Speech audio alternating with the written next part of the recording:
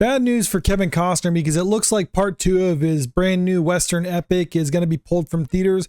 It was originally slated to be released next month, but it looks like that's not going to be the case after the reception of part one of his movie. This article from the Hollywood Reporter is talking about it right here.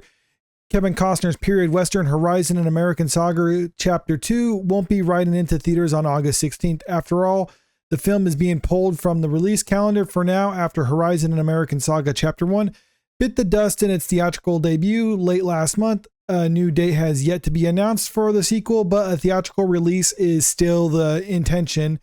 And a lot of this has to do with the fact that the movie just didn't do too well. So they're saying that they're going to be pulling it from the theaters. I'm talking about pulling Chapter 2 from theaters in order to give more people time to watch the first one, because Kevin Costner and the people behind it maintain that it's a good movie. It's just people are kind of turned away because of the reception that it's had so far. So they're hoping that if people can actually get a chance to watch it first, then maybe more people will turn out to see the second part of this.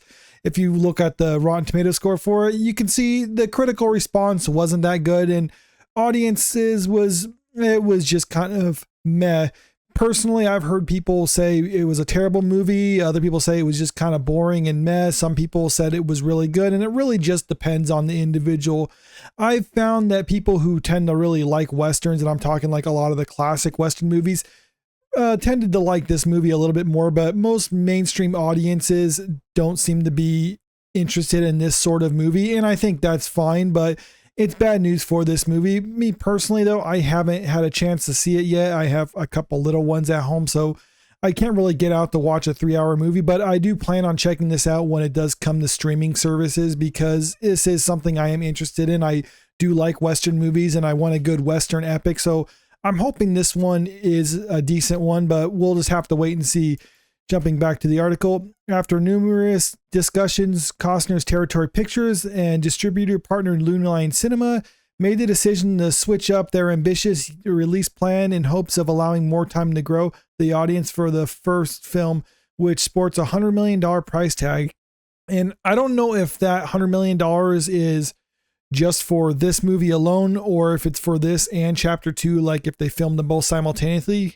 I think that's what happened with this one, because if I look at the numbers for this movie, you can see right here, it only made around just under $25 million at the worldwide box office so far. But it says here that the production budget is $50 million.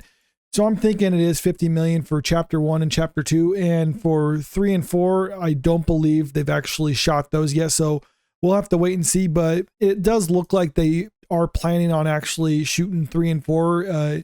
Or I don't know, maybe it's those are going to get pulled, but right now I'm thinking they are still planning on doing those, or at least so far they plan on continuing on with those, but they do want to wait and see for the second chapter in this.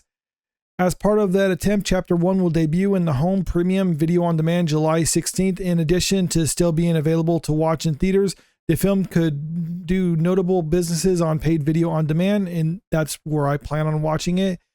Territory Pictures and New Line Cinema have decided not to release Horizon Chapter 2 on August 16th in order to give an audience a greater opportunity to discover the first installment of Horizon over the coming weeks, including on paid video on demand and Max. We thank our exhibitors, partners for their continued support as moviegoers across the U.S. discover the film in its theatrical run, a New Line spokesperson said. The Horizon series marks a major gamble for Costner, who put $38 million of his own money into Chapter 1 and funded the rest with the help of 2 mystery investors and by selling off foreign rights. New Line and Warner's agreed to distribute and market the first 2 movies for a fee, with Costner ponying up for the marketing. Costner intends on making 4 films in total. There's something admirable about the fact that he's willing to shell out a big chunk of his own money to produce these, because a lot of actors won't do that even if it's a passion project of theirs, but he tends to do that sort of thing when it's a project that he really believes in. Now, unfortunately for him, a lot of his major projects also happen to be huge failures, like The Postman and Waterworld are 2 big examples of all that. And this looks like it's probably just going to be more of the same. But one of the things about those movies is they were failures, but they weren't necessarily terrible movies. I mean, they're decent movies in and of themselves, but I can see why they didn't really hit it big at the box office, because they were kind of either more generic or just a little bit more niche for general audiences. And I don't think they're really willing to watch something like this, especially given the runtime of this movie. Horizon Chapter 1, sporting a runtime of 3 hours and 1 minute, opened to just $11 million over the June 28th to 30th weekend.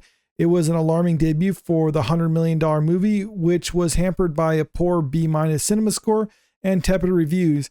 It has a 43% critics rating on Rotten Tomatoes. It tumbled 51% in its second weekend to $5.4 million for a 10-day domestic total of $22 million. Worse, it earned less than $3 million overseas. So yeah, not good things, all things considered. And one of the reasons, at least one of the actors in this movie, Michael Rooker, he came out recently talking about why he thinks this movie didn't do too well. And I understand what he's saying about this, and I can understand maybe this was a project that he was really passionate about as well. But I don't necessarily agree with the remarks that he's making where he's saying it has to do with the fact that people don't know how to watch real cinema these days. And he goes on to talk about how a lot of younger generations are just used to TikTok and stuff like that, where they just have to have constant stuff coming at them or whatever, and they don't know how to just sit back and watch movies like they used to, some of these big epics that we used to have in the past. In an interview with TMZ, the 69-year-old actor was asked about the low ticket sales and addressed how audience attention spans might be affecting the financial success of Horizon, which runs a full 3 hours. It's real cinema, folks, so be prepared, said Rooker. We ain't used to that ish. We're used to 90-minute movies. Everything's 90 minutes. Come on, give me a break. Get over that ish. He goes on to say, let's watch a movie that actually tells a story where you learn about the people and you grow to like them or hate them. He added, it's not all fast, cut. And like I said, I do agree with him to a point on this one, though, because I do think a lot of movies nowadays, I'm not saying dumbed down or anything like that, because I think in some respects they're a little bit more sophisticated. In other respects, though, yeah, they tell a different type of story. Because me personally, I grew up on a lot of older films, watching those with my parents. And you watch a lot of older movies like from the 50s, 60s, they're definitely made in a different style than what they're made now. And not having seen this movie just yet, I think it's more hearkening back to a lot of old Westerns, because I was actually getting some of that feeling when I was watching the trailer for this and some of the clips that I've seen for this movie, that it's trying to kind of be back to one of those older Western epics that we used to have back in those days. And I think that can be a little bit alienating for general audiences. I'm not saying that he's right by blaming the audience for this movie failing, because it's never the audience's fault. It's ultimately the filmmaker's fault for not producing something that the audiences want to watch. But at the same time, you have to understand, if you're making something that is a little bit more niche, then you should be making something with that budget in mind. So if you're going to have a budget like they had for these movies, where you need to have general audience support, well, then you have to make something that appeals to general audiences. And sometimes that is kind of what I refer to as just junk food movies, which are just the kind of summer blockbusters that we normally get. And I don't have anything against those, because I like to have my fair share of junk food every now and then.